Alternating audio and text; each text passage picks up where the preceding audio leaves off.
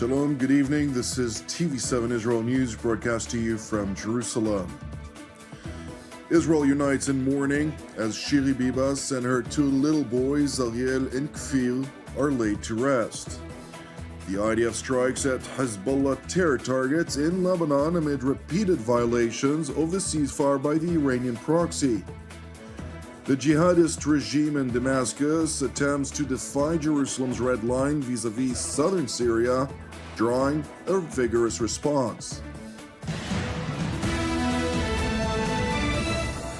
Israel united in mourning today as thousands upon thousands of Israelis thronged the country's central city of Rishon LeZion, among others, to pay their final respects to the Bibas family, including Seuraa Bibas, 9-month-old Kfir Bibas, and 4-year-old Ariel Bibas. I've come here to pay my respect to the Bibas family, Ariel, Kfir, and Seuraa, that were murdered in captivity. It's a very tragic and unfathomable event. It's horrific, and it's something that is very difficult to come to terms with.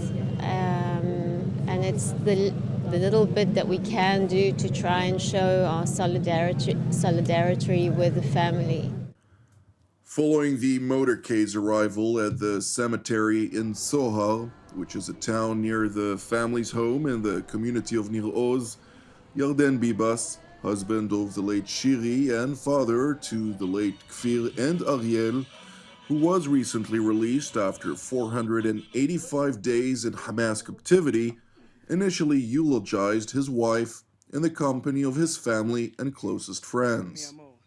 שירי, הנוכחות שלך חסרה לי מאוד. אני רוצה לספר לך על כל מה שקורה פה בארץ ובעולם.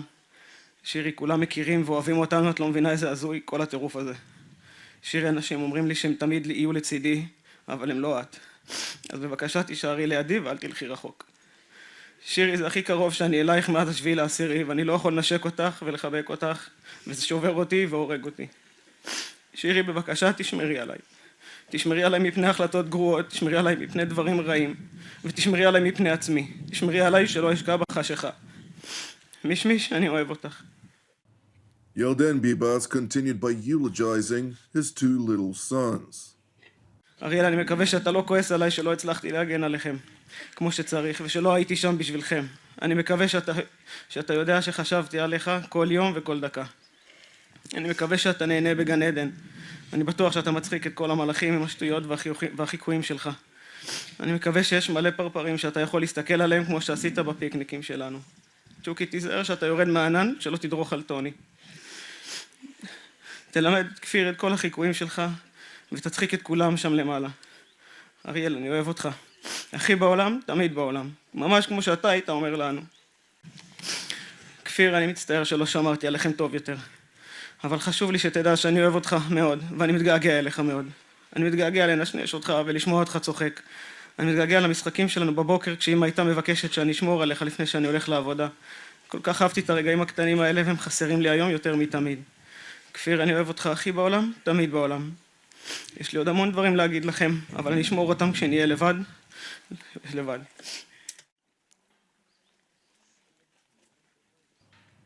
The heart-wrenching funeral of the Bibas family, who were brutally murdered by the Palestinian Islamist Hamas, took place a day after Israelis attended the funeral of the late 84-year-old Oded Lifshitz, whose 85-year-old wife, Yocheved Lifshitz, who was released after 85 days of Hamas captivity, eulogized her husband, who was murdered by his captors, and noted the fact that while they proactively promoted peace between Israel and its Palestinian neighbors, hopes for peace were met by the atrocities committed against them. אני רוצה להודות לך על מסע החיים של 67 שנים שצעדנו יחד, הקמנו משפחה לתפארת, דור המשך שיש במה להתגאות בו. אני רואה אותך ממשיך להתקיים בכל אחד מילדינו, נכדינו ונינתנו. בחיים המשותפים הצלחנו לעודד אחד את השנייה בהתפתחות אישית ומקצועית שלנו. גידלנו ילדים וקקטוסים, טיילנו בעולם בהנאה רבה, לקחנו את נכדינו, כל אחד בתורו, שיחווה איתנו את כל אשר אהבנו. לחמנו כל השנים למען צדק חברתי, למען השלום. לצערי חטפנו מכה קשה מהאנשים שעזרנו להם בצד השני. אני עומדת פה עמומה לראות את כמות הקברים וההרס הנורא של קהילתנו, שהופקרה ב7 באוקטובר באופן מוחלט. Israeli President Yitzhak Herzog, who eulogized Oded Lifshitz, voiced Jerusalem's deep regret and asked for forgiveness.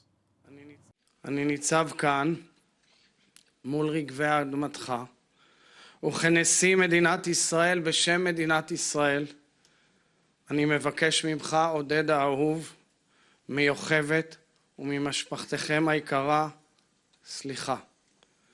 סליחה שמדינת ישראל לא הגנה עליך, על משפחתך ועל קיבוצך. סליחה שמול מפלצות האדם נאלצת לעמוד לבד. סליחה שלא הספקנו להציל ולהשיב אותך ואת כל חבריך ממלטאות המרצחים לכאן הביתה בשלום. סליחה. Turning to Israel's northern front, where the Iranian proxy Hezbollah continues to try to rehabilitate its terror infrastructure throughout the heavily battered southern Lebanon. Consequently, in accordance with the ceasefire's outline, Israel Air Force aircraft struck Hezbollah terror operatives in the area of the Bekaa Valley.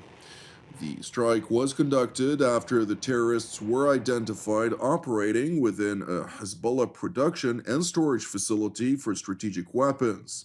The IDF spokesperson's unit stressed that the activity in the sites constitutes a blatant violation of the ceasefire understandings between Israel and Lebanon. Meanwhile, in Syria, the IDF conducted a limited operation to frustrate the al-Qaeda-linked Hayat Tahrir al-Sham from deploying in southern Syria, in line with Jerusalem's declared policy regarding territories south of Damascus. According to the IDF spokesperson's unit, the IDF struck military targets in southern Syria, including command centers and multiple sites containing weapons. It continued by underscoring that the presence of military forces and assets in the southern part of Syria pose a threat to the citizens of Israel, and therefore the IDF will continue to operate in order to remove any threat to the citizens of the State of Israel. It is important to note that the Turkish-backed HTS-run interim government in Damascus sought to defy Israel's warnings, deploying heavy weaponry to the Der'a governorate. However, these attempts were immediately met with Israeli resolve, with Defense Minister Israel Katz saying in a written statement that any attempt by Syrian regime forces and terrorist organizations in the country to establish themselves in the security zone in southern Syria will be met with fire. Meanwhile, during the HDS-led Syrian National Dialogue Conference, a member of the committee condemned Israel for its incursions into Syrian territory and demanded an immediate and unconditional withdrawal.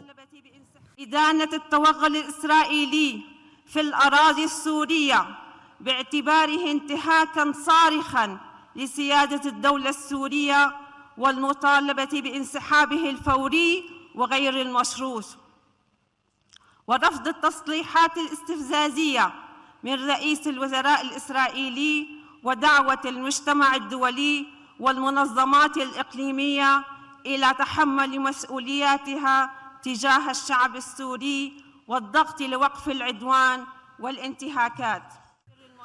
The Turkish-backed interim president of Syria, namely Abu Muhammad al-Jolani, also known as Ahmed al-Shara, addressed a conference which drew supporters of the HDS-led effort to consolidate power in Damascus. إن وحدة السلاح واحتكاره بيد الدولة ليس رفاهية بل هو واجب وفرض. إن سوريا لا تقبل القسمة فهي كل متكامل وقوتها في وحدتها. اليوم فرصة استثنائية تاريخية نادرة، علينا استغلال كل لحظة فيها لما يخدم مصالح شعبنا وأمتنا ويليق بتضحيات أبنائها. It is important to explain that none of the rival political factions were invited to the so-called National Dialogue Conference, which, according to a source in the know, stems from HTS's refusal to accept any quotas of non-HTS members into the future governance of Syria, in contrast to commitments of inclusiveness, which the jihadist group repeatedly claims to promote when discussing matters of the future with their Western counterparts. Thank you for watching TV7 Israel News. It's important to know that TV7 Israel is a non-profit ministry with all of our productions exclusively reliant on your generosity.